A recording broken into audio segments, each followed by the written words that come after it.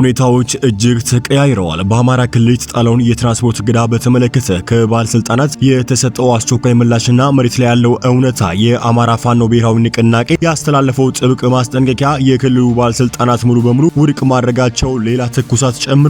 ይሁን እንጂ ነዋሪዎች በክልሉ ውስጥ ዳግም ከባድ ግጭት ማገርሸቱን እየገለጹ ይገኛሉ። ለመሆኑ መንግስት እድሉ ጠባብ ነው ስላለው የትራንስፖርት መስተጓጎል እና አዲስ ስታንዳርድ ይፋ ስላደረገው ወቅታዊ የጸጥታ ስጋት ከመጋረጃ ጀርባ ያለው እውነተኛ መረጃ ምንድነው? ዛሬ በአማራ ክልል የተቀሰቀሰውን ይህንን አዲስ ውጥረት በጥልቀት እንፈትሻለን። በሞባይል ባንኪንግ መተግበሪያ ላይ ለገጠማችሁ መስተጓጎል ባንኩ አስቸኳይ መፍትሄ ይፋ አደረገ። ሰሞኑን አዲሱን አፕሊኬሽን ሲያዘምኑ ፓስፍሬዝ ወይም የይልፍ ቃል እየጠየቃችሁ ለተቸገሩ ደንበኞች የተሰጠው ይፋዊ ምላሽ ምንድነው? ከአጭበርባሪዎች ራሳችሁን እንድትጠብቁ የተላለፈው ጥብቅ መልእክት ምን ያስጠነቅቃል? ዛሬ ብዙዎችን እያነጋገረ ያለውን የዲጂታል ባንኪንግ ወቅታዊ መረጃ ሙሉ ዝርዝር ይዘንላችሁ ቀርበናል።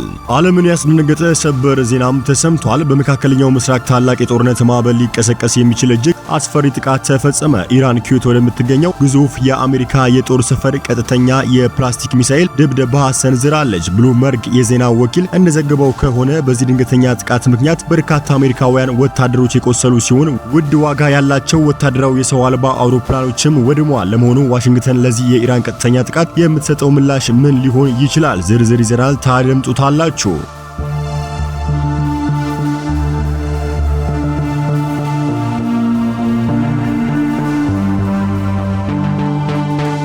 ሰላም ውድ ቻናላችን ቤተሰቦች እንደምን አላችሁ? እንደ ሁልጊዜ ሁሉ ዛሬም በሀገራችንና በአካባቢያችን እየተከሰቱ ያሉትን ሰበርና አዳዲስ ወቅታዊ መረጃዎችን ከትንታኔ ጋር ይዘን ቀርበናል። በቀጣይ እውነተኛና ሰበር መረጃዎችን በፍጥነት ለመከታተል ቻናሉን ሰብስክራይብ በማድረግ የደውል ምልክቷን በመጫን አሁኑኑ ቤተሰብ ይሁኑ። አሁን ዜናዎቹን በዝርዝር ወደ እናንተ አደርሳለሁ። እስከ መጨረሻው አብራችሁን ቆዩ። በሞባይል ባንኪንግ መተግበሪያ ላይ በርካታ ተጠቃሚዎች በተሻሻለው የሞባይል ባንኪንግ መተግበሪያ ላይ ፓስፍሬዝ በመጠቀሙ ምክንያት የአገልግሎት መቋረጥ አጋጥሟቸው እንደነበረ ይታወቃል። ባንኩ ለዚህ ችግር በሰጠው ምላሽ የገጠማችሁ ደንበኞች ወደ አቅራቢያችሁ በሚገኝ ቅርንጫፍ በአካል በመገኘት አገልግሎቱን በቀላሉ እንደገና አስጀምራችሁ መጠቀም የምትችሉ መሆኑን አስታውቋል። ይሁን እንጂ መተግበሪያው ሙሉ በሙሉ ተስተካክሎ ስራ ላይ እስኪውል ድረስ የገንዘብ ዝውውርና ሌሎች የባንክ ፍላጎቶቻችሁን በዩኤስኤስዲ ወይም ደግሞ በኮድ ኮከብ 889 መሰላል አማካኝነት በምትኩ እንድትጠቀሙ በአክብሮት ገልጿል። በተጨማሪም ከሁሉም በላይ ደንበኞች ሊጠነቀቁ የሚገባ ትልቅ የደህንነት መልእክትም አስተላልፏል። ከዲጂታል ባንኪንግ አገልግሎት ጋር በተያያዘ ከባንኩ ሰራተኛ ነን በማለት በስልክ ተደውለው የሚጠየቅ ምንም አይነት ህጋዊ አሰራር የሌለ መሆኑን ማወቅ ያስፈልጋል ሲል ባንኩ አሳስበዋል። በመሆኑም የይልፍ ቃል ወይም ደግሞ ሚስጥራዊ ቁጥራችሁን በስልክ ለማንም አሳልፋችሁ እንዳትሰጡ ራሳችሁን ከአጭበርባሪዎች እንድትጠብቁ በጥብቅ አሳስበዋል።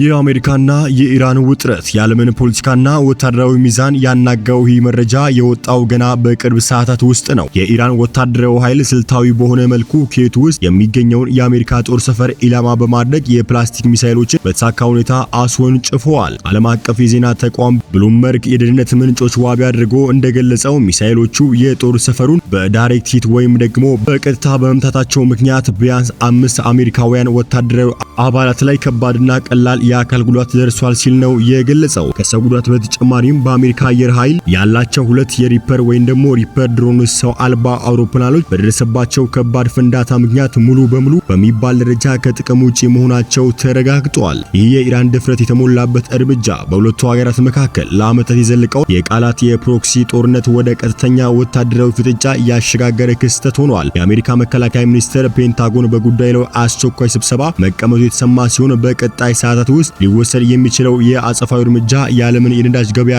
ሰላም በእጅጉ ያናጋዋል የሚል ስጋት በዓለም ዙሪያ እየፈጠነ ነው የሚገኘው።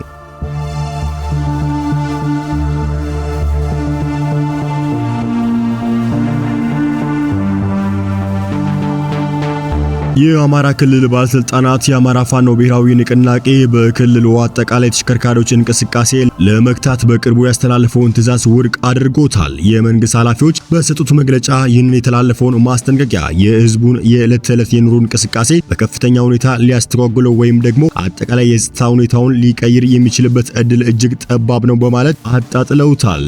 ነገሩን ይበልጥ ወደ ኋላ መለስ ብለን ስንመለከተው ከምርጫ ጋር ተያይዞ ባወጣው መግለጫ ከአምቡላንስና ከድንገተኛ የአደጋ አገልግሎት ሰጪ ተሽከርካሪዎች ውጪ ማንኛውም ተሽከርካሪ ከአርብ ግንቦት 21 ቀን እስከ ግንቦት 25 ቀን 2018 ዓ.ም ድረስ በክልሉ ውስጥ እንዳይንቀሳቀስ መምሪያ አስተላልፎ እንደነበር እናስታውሳለን። ይህንን እገዳ በሚጥሱ ማንኛውም ግለሰቦች ወይ ጠንካራ እርምጃ እንደሚወስድ ማስጠንቀቁ ይታወሳል። ይሁንና የመንግስት ባለስልጣናት እገዳው ተጽዕኖ አይኖረውም ቢሉም በመሬት ላይ ያለው እውነታ ግን ሌላ መልክ እየያዘ መጥቷል። ከተለያዩ አካባቢዎች የሚወጡ የነዋሪዎች መረጃዎች እንደሚያመለክቱት በክልሉ ውስጥ ዳግም የትጥቅ ግጭቶች ማገርሸታቸው ከፍተኛ ስጋትና ውጥረትን ፈጥሯል። ይህ የሀገር ውስጥ መገናኛ ብዙሃን የዘገቡትን አስቦት መቆምና አዲስ ያገረሸው ግጭት የነዋሪዎችን ነፃ የመንቀሳቀስ መብትና ደህንነት አደጋ ላይ ጥሎታል ተብሏል። ውድ ተመልካቾቻችን በሀገራችን የሚከሰቱ ትኩስና የተጣሩ መረጃዎችን በፍጥነት ለማግኘት ቻናላችንን ሰብስክራይብ በማድረግ ስለተከታተላችሁን ከልብ እናመሰግናለን።